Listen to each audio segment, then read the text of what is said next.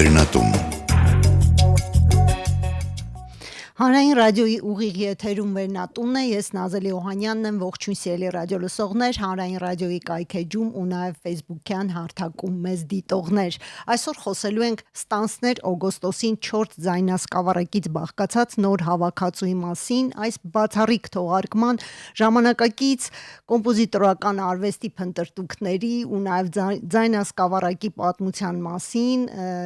կզրուցենք կոմպոզիտորներ Վահրամ Սարգսյանի եւ Արամ Հովհաննիսյանի հետ։ Ուրախ եմ ձեզ ողջունելու համար մեր տաղավարում, շնորհակալություն։ Շնորհակալ ենք մենք էլ։ Եկեք խոսենք համագործակցության մասին, ինչպես ստեղծվեց այդ համագործակցությունը եւ որն էր այս հավաքածուի գլխավոր հայեցակարգը, այսպես ասած։ Ուրեմն այս 4 CD-ներից բաղկացած այս ձայնագրությունը ավելի մեծ պրոյեկտի մի մաս է կազմում,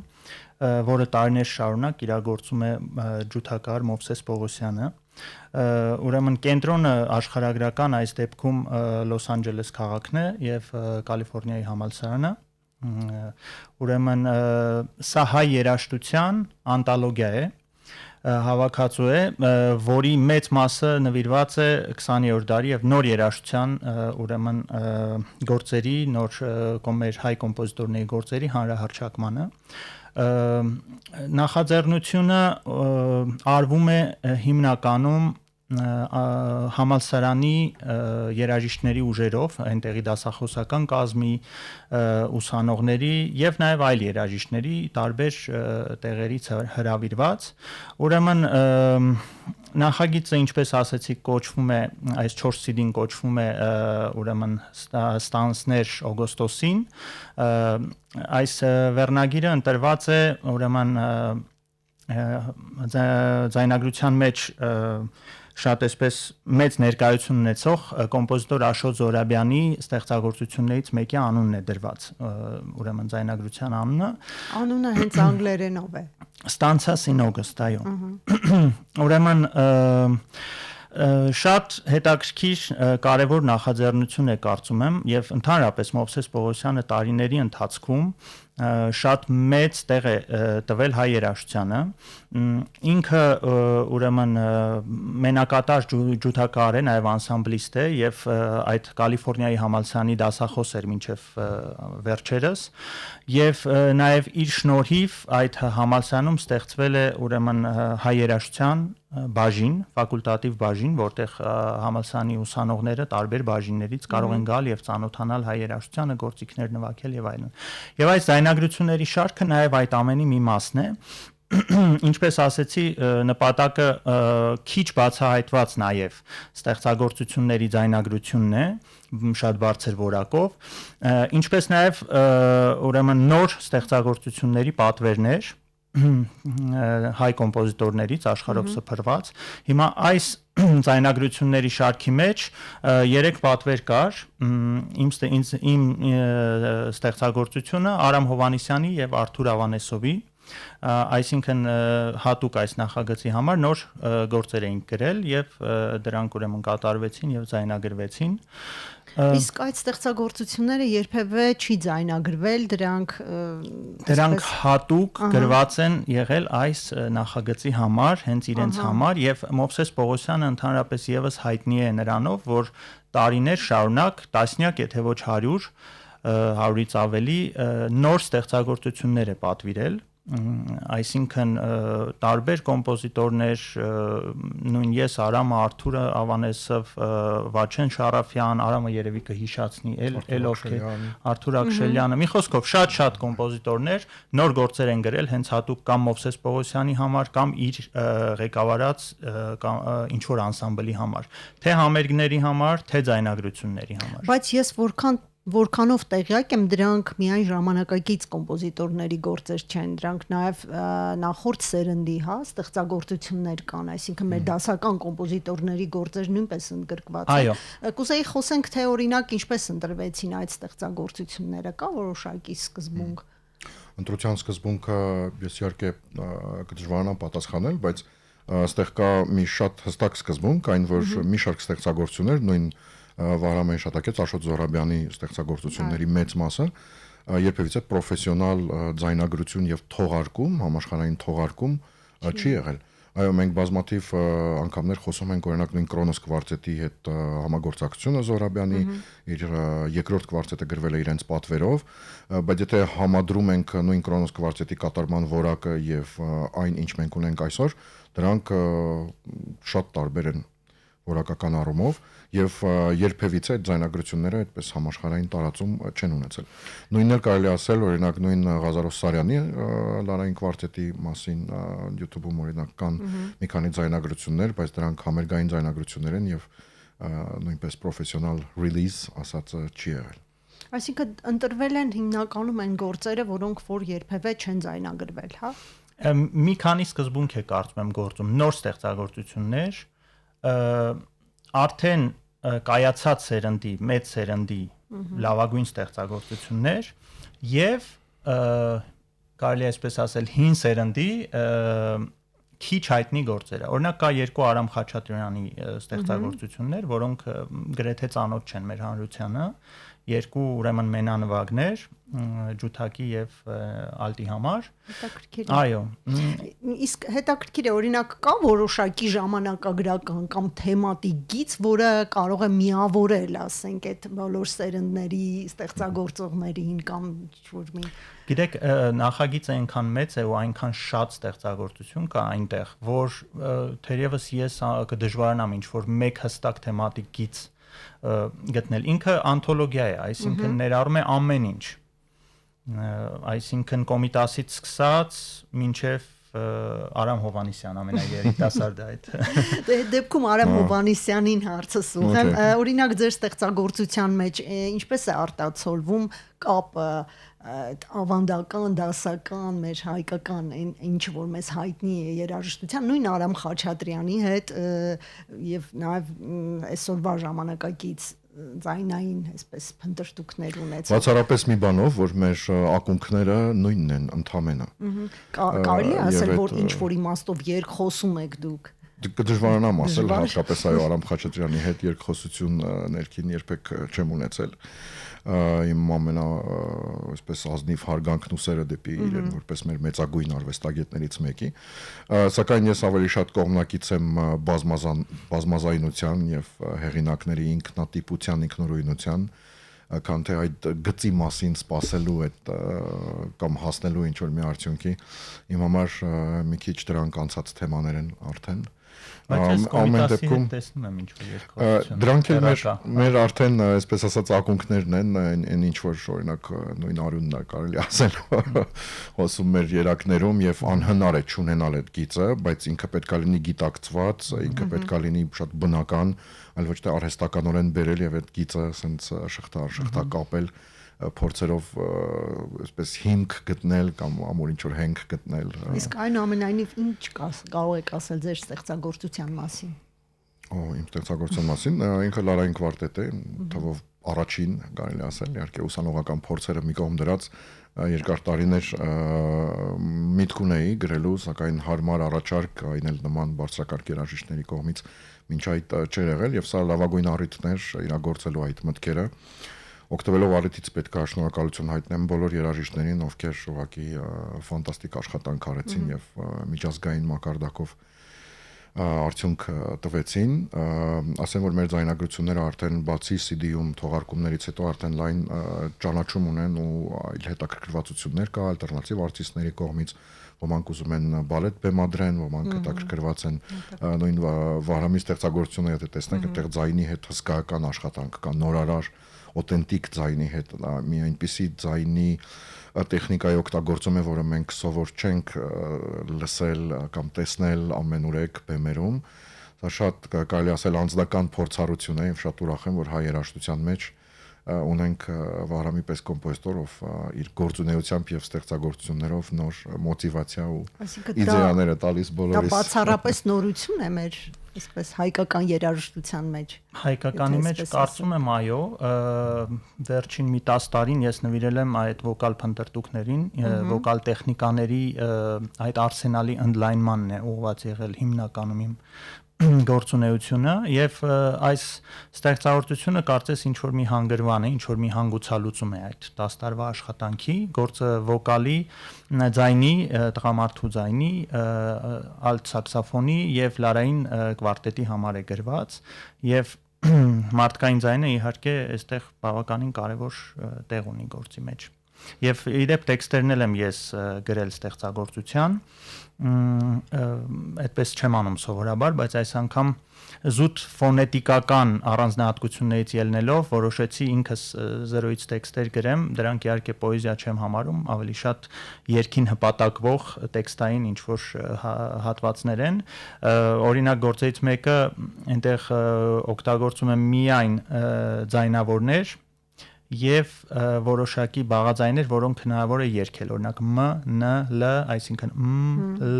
ն, այս բոլոր։ Իսկ ինչով է պայմանավորված այդ մոտեցումը։ Որովհետեւ գաղափարը այն էր, որ վոկալը պետք է ամեն մի հնչյունը երգացնի։ Այսինքն օրինակ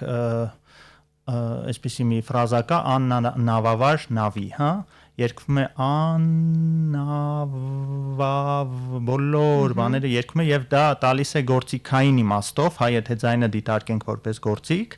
տալիս է հենց այդ մեղեդու ընթացքում ինչ որ տեմբրալ հետաքրքիր փոփոխություն։ Այսինքն տեքստին փորձել եմ նայել ավելի շատ տեմբրի հետ աշխատանք որպես։ Շատ լավ, դուք նաև գիտենք, որ բնակվում եք արտերկրում, այս հավաքածուի համատեքստում, եթե այսպես նայենք, ինչպես է դրսևորվում, ասենք, հայկական երաժշտության ինքնությունը, համաշխարհային, այսպես ամբողջ այս երաժշտական լույսի ներքո, եթե այսպես նայենք։ Այո, իմ դեպքում ես անդադ երևի ավելի բացահայտ եմ վերադառնում մեր ակունքներին, քան օրինակ Արամը իր երաժշտության մեջ, նորարարությամբ չէ, հենց նյութի իմաստով, այսինքն ավելի այսպես դեռևս փորձում եմ լինել հայկական այս մոդալ երաժշտական աշխարհի մեջ, բայց մեկ ուրիշ բան էի ուզում ասեի։ Կարծում եմ այս նախաձեռնությունը նաև կարևոր է ու մեծ քաշ ունի ինչ իմաստով, որ այսօր հայ երաժշտությունը սփռվել է ամբողջ աշխարհով մեկ, չէ՞։ Բազում հայ կոմպոզիտորներ կան, որոնք գործում են, չգիտեմ, Կանադայից մինչև երևի Ավստրալիա, եւ այս ամենի ոնց որ հավաքական ինչ որ մի դրսևորում է նաև այս նախաձեռնությունը եւ ոչ միայն այս պրոյեկտը։ Առանց սահմանների, հա, այսպես կարելի ասել։ Այո, որովհետեւ եթե նայեք, ասենք կոմպոզիտորների ոչ միայն այս 4-ը, այլ ընդհանրապես ամբողջ Մովսես Պողոսյանի գործունեությունը եթե նայենք, կոմպոզիտորների աշխարհագրությունը շատ բազմազան է, բայց այնուամենայնիվ դու տեսնում ես, որ գործ ունենք հայ երաժշտության հետ։ Ես երկրորդ այդպիսի անթոլոգիա չգիտեմ։ Եվ մենք նաև չխոսեցինք, ես կուզեի ավելի կոնկրետ ներկայացնել, թե ինչ է պարունակում այս ալբոմը։ Ուրեմն մեկ CD նվիրված է Աշոտ Զոհրաբյանի ստեղծագործություններին, գիտենք, որ վերջերս մեզ լքեց մեր ուսուցիչը եւ ընկերը եւ գոլեգան, մոտավորապես 2 տարի կլինի, չէ՞։ Այո, 2-ից ավելի, այո։ Ուրեմն կարծեմ, թե մեր ամենանշանավոր այդ սերնդի ամենանշանավոր կոմպոզիտորներից մեկն էր եւ շատ ինքնատիպ դեմքեր, չգիտեմ, առիթ ունեցել եք, երևի չեք ունեցել առիթ իր հետ ինտերվյու անելու, որովհետև ինքը միշտ հրաժարվում է։ Այո, եղել է առիթ, որ խոսել ենք այդ մասին եւ նա հրաժարվել է։ Միշտ հրաժարվել է, ես շատ եմ ցավում իհարկե, որովհետև ինքը նաեւ շատ հետաքրքիր անհատականություն ու կերպար էր։ Ուրեմն ընտրված են իր ստեղծագործություններից 5-ը իր 3 կվարտետները, որ մեր հայ երաժշտության կվարտետային նոր երաժշտության ուղղակի գոհարներից են, եւ առաջին 2-ը ուրեմն Քրոնոս կվարտետն է կատարել, պրեմիերա արել եւ պատվիրել, եւ երրորդը իդեպ Մովսես Պողոսյանն է հենց պատվիրել տարիներ առաջ իր ուրեմն Դիլիջան համերգաշարի համար։ Եվ կարծես ամբողջացավ այդ իր համագործակցությունը Աշոտ Զոհրաբյանի հետ տարիների այս ուրեմն CD-ով եւ 2 վաղ ստեղծագործություններ կան, ուրեմն ներողություն Դաշնամուրի եւ Թարջութակի սոնատը։ այսպես փոքրիկ նաև անտոլոգիա է Աշոտ Զորաբյանի երաժշտության։ Մյուս CD-ն եւս հետաքրքիր է, քանի որ կոմպոզիտորին Հայաստանում կարծեմ թե գրեթե չեն ճանաչում, խոսքը Գոհարիկ Ղազարոսյանի մասին է, Ստամբուլահայ, Ֆրանսիայում կրթություն ստացած, հայտնի կոմպոզիտոր Պոլ Դյուկայի մոտ է սովորել։ Ուրեմն այնտեղ դաշնամուրային երաժշտություն է միայն, կատարողը Նարեկ Արոյանն է, շատ ինքնատիպ եւս կոմպոզիտոր է եւ անդրադարձել է մեր հոգեվոր եւ ժողովրդական երաժշտությանը իր ինքնատիպ ձևով, մի քիչ այսպես իմպրեսիոնիստական եւ ուշ ռոմանտիզմի շրջանակներում էր ստեղծագործում, ինչպես նաեւ դաշնակահար էր, որը շատ ակտիվ էր նաեւ որպես կատարող։ Մենք առիթ ունեցել ենք կարծեմ հենց այդ մասին խոսելու մեր եթերում։ Շատ լավ, շատ ուրախ եմ։ Նաև ներողություն, նաև Արթուր Ավանեսովից մի քանի ստեղծագործություն կա եւ նոր պատվերը Ունղույհ կոչված անունով ստեղծագործությունն է տրիոյի համար։ Արթուր Ավանեսովը եւս շատ ակտիվ է եղել այս տարիների ընթացքում Obsessi հետ համագործակցելով եւ մասնակցել է իրենց համերգաշային եւ շատ մեծ ներկայություն ունի այդ բոլոր ձայնագրությունների մեջ։ Ուրիշ մեկին մոռացա։ Շատ լավ։ Եթե փորձենք հասկանալ, օրինակ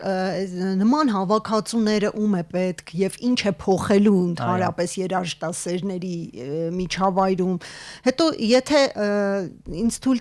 կտակ նաեւ հարցնել, թե օրինակ այսօրվա մարդու հույզերի, մտքերի հետ ինչ որ ձևով խոսում են այս խոսում է այս երաժշտությունը, թե ոչ։ Երաժշտությունը շատ տարբեր է։ Կարծեմ թե ամեն մարդ կգտնի իր ճաշակով այդ հավաքածուի մեջ, այսինքն ամեն մարդ, որը հետաքրքրում է հայ ակադեմիական երաժշտությամբ, այսինքն պետք է միանգամից այդ սահմանափակումը մտցնենք, բայց նաև կարևորությունը այն է, որ ձայնագրությունը թողարկված է օֆիցիալ միջազգային լեյբլի կողմից։ New Focus Recording, այսինքն սա միանգամից քեզ դնում է գոնե ոլորտի քարտեզի վրա եւ նաեւ կան 4 թե 5 արդեն գրախոսություն պրոֆեսիոնալ գրախոսների կողմից, այսինքն այդ փոքր դաշտում, ինքը մեծ դաշտ չի իրականում, մենք գիտենք ժամանակակից ակադեմիական երաժշտությունը փոքր դաշտ է, բայց շատ կարեւոր եւ ուրեմն այդ դաշտում քարտեզի վրա կարծես մենք արդեն ունենք մեր տեղը։ Ինչ կարող եք հավելել։ Նախ առաջինը, որ ինչ կտա հանդիսատեսին, դա պատահական չի, որ կոչվում է նոր երաժշտություն կամ ակտուալ երաժշտություն, ցանկացած ժամանակակից երաժշտություն կամ արվեստ ընդհանրապես դա մեր ժամանակների արտացոլանքն է, անկախ լեզվամտածողություններից։ Բնականաբար մարդիկ, եթե ուզում են առնչվել այսօրվա երաժշտության հետ, բնականաբար պետք է փնտրեն երաժշտության հետ առնչվելը նկատի ունեմ նույն հույզերի հետ, նույն էմոցիոնալ աշխարհի են շրջակա միջավայրի, ինչի մեջ մենք ապրում ենք, այդ նույն ձայները, այդ նույն ինտենսիվությունը, այդ ստրեսն ու մնացած բոլոր հարակից երևույթները, որ ապրում ենք, այսինքն դուք արձագանքում եք արդիականությանը։ Այո, դա մեր ակտուալության արձագանքն է արվեստի միջոցով,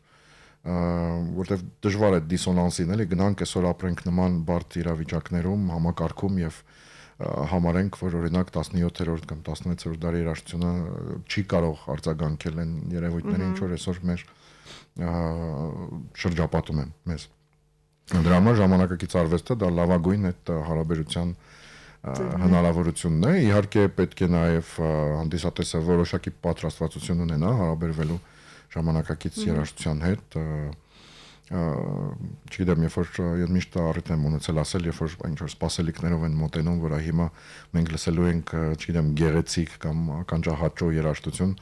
այդպես երբեք գրեթե չի լինում, որտեղ ժամանակակից երաժշտությունը ոչ միայն գեղեցկության համար է, այլ նաև ինքը ավելի շատ հուզական արվեստ է, էմոցիոնալ արվեստ է, եւ ոչ միայն արվեստագետը պետք է այդ էմոցիոնալ դաշտը աշխարհը առաջարկի, այլ նաև ունկնդիրը պետք է բաց լինի այդ ամեն ինչը ընդունելու, հարաբերվելու համար։ Բայց ընդհանուր առմամբ մեկ բան ավելացնեմ, որ ես կարծում եմ այդ հերացումը առայժմ շարունակվում է, այսինքն մարդու ընդհանուր միջին վիճակագրական մարդու սպասելիքները երաժշտությունից գնալով ավելի պարզունակ են դառնում իսկ ինտելեկտուալ արվեստը չի ուզում այդ զիջողությանը գնա եւ կարծես ավելի սկզբունքայինորեն ասում է ոչ ես պետք է իմ գիծը ինտելեկտուալ տանեմ եւ զիջումների չգնամ այսինքն այդ պարակտում ասեմ կամ այդ հակասություն հակադրություն ասեմ իրականում կա եւ դա թերևս խնդիր է դա խնդիր է ամբողջ աշխարհում թե միայն Հայաստանյան միջավայրում որովհետեւ նախ մեր կյանքի ինտենսիվությունն է շատ ավելի մեծացել քան օրինակ 50 տարի առաջ էր կամ 20 այո ու բնականաբար հանդիսատես է երբ որ առավոտից լցված է իր առօրյա հոգսերին նույն կոնցենտրացիան նույն պատրաստվածությունը չունի եւ բնականաբար մարդիկ ծանր աշխատանքային օրից հետո փնտրում են ավելի ժամանցային միջավայր, ավելի բան, որը իրենց ուղեղը կհանգստացնի, ոչ թե կծանրաբեռնի ինչ որ հավելյալ էմոցիոնալ աշխարհով, սոցիալ հարթակները եւս նպաստում են, որ մարդու ուշադրությունը գնալով կարճանում է, այդ attention span կոչվածը մարդու մոտ գնալով փոքրանում է։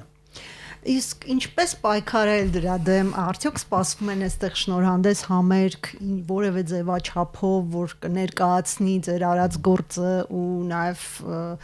գիտություն կլինի բոլորին, այսպես ասած։ Մենք իրականում ունեցանք շնորհանդեսը, նախ ասեմ, որ շնորհանդեսը տեղի ունեցել մայիսի 22-ին Լոս Անջելեսում, չէ՞, կարծեմ, որտեղ Հայաստանի, այո, գործն է կատարվել, Հայաստանում մենք ունեցանք հունիս ամսին 21-ին Հայաստանի ազգային ֆիլհարմոնիայում, որտեղ ունեցանք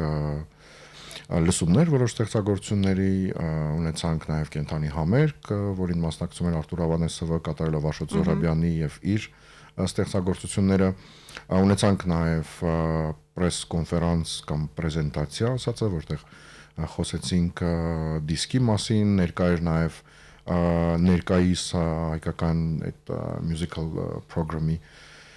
տնօրենը Մելիսա Բիլալը, ով հատուկ ժամանել էր այս առիթով Հայաստան, Կալիֆոռնիայի համալսարան։ Կալիֆոռնիայի, այո, UCLA համալսարանի, թե Կալիֆոռնիա, տարբեր են։ University of Իսկ ինչպիսին են գնահատականները, ասենք հենց թեկուզ դրսի հայացքները։ Ու դատելով մեր ռևյուներից շատ բարձր, որովհետև այնտեղ բավական լուրջ մարդիկ են դրա հետևում, այդ գրչի հետևում, ովքեր արդեն տարիներ շարունակ այնպիսի հեղինակների կողքով են անցնում, որ նման մարդկանցից նման կարծիք ունենալը կարծում եմ մեծ պատիվ է ու ուրախալի է։ Անակնկալ էր իրենց համար։ Անակնկալ կարող է լինել այն առումով, որ բացահայտում էր որոշ նոր անունների, որոնք միգուցե ամեն օր չեն շրջանառվում իրենց սարքաջներում։ Եվ հայ երաժշտության այսպիսի բազմազանության։ Այո, ինչը շատ ողջունելի փաստ է։ Կարծում եմ, որ երբևիցե հայ երաժշտությունը նման բազմազան չի եղել, որքան այսօր։ Դա ես ավելի շատ դիտարկում եմ որպես առավելություն, իհարկե կան ավելի կոնսերվատիվ այսպես հայացքներ, որ հայ երաժշտությունը ունի մի գիծ եւ չպետք է շեղվել այդ գծից, Իսկ որն է այդ գիծը շատ հաճախ այսպես որ գծերը շատ հարաբերական են, մենք տենց վտանգ ունենք ուղղակի թանգարանային նմուշ դարձնել մեր հայ երաժշտարվեստը, ինչը ժամանակակից արտիստի համար ուղղակի անընդունելի է։ Շատ արտիստներ այդ մոտեցումներից փախնում են ուղղակի հաճախ բարից բուն իմաստով ուղղակի երկրից գնում եւ աշխատում են արտասահմանում ուղղակի այդ ականջը իրենց չլցնելով նման նոնսենս խոսակցություններով Այսինքն որպեսզի հանգիստ կարողանան ամեն տեսակ փորձարկումներ անել, հա, ազատ լինեն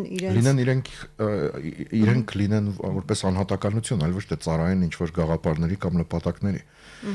Մի քիչ ժամանակները այս դարում փոխվել են Մենք այսօր չենք ապրում 50-ական թվականների սովետական միությունում։ Մենք դեռ ծառայում ենք որոշակի նպատակների, այսինքն դեռ խորհրդային միությունը չի ավարտվել մեզ։ Խորհրդային միությունը որոշ մարդկանց մոտ ուղեղում առաջինը պետք է ավարտվի, ժամանակագրությունը շատ բան չի փոխում այս հարցում։ Բայց կարծում եմ, որ մենք գնալով ավելի քիչ ենք խնդիր ունենում, որովհետև նախ մեր գործունեությամբ ենք հակառակն ապացուցում, այլ ոչ թե մտնում ենք ինչ-որ վերբալ դեբատների մեջ, որը նույնպես աննպատակ թեմա է, հատկապես մարդկանց հետ, ովքեր մինչև վերջին վարքյանը համոզված են, որ իրենք ճիշտ են, այդ կոմունիկացիայի բացակայությունն էլ մի քիչ խանգարող դեր ունի։ Դրա համար ամենաճիշտը կարծում եմ մեր գործունեությամբ ապացուցելն է հակառակը, քան Չէ, հետո երիտասարդ ծերունդը նաև այսօր առաջ է նայում եւ կարծեմ թարմություն է բերում ոլորտ։ Դրան նպաստում է նաև բազմաթիվ տեխնիկական հնարավորությունների ինլայնումը, այսօրվա networking ասածը, միջազգային հարաբերությունները, այդ պատվերների համակարգը, Այսինքն այսօր մեր սերունդը շատ ավելի լայնաշունչ է մտածում, լայնախոհ, բաց է բոլոր տեսակի եւ չի վախենում ստեղծագործելուց, հա։ Համարձակությունը շատ կարևոր է, կարծում եմ, ժամանակակից արտիստի համար։ Համարձակություն ասածը ոչ միայն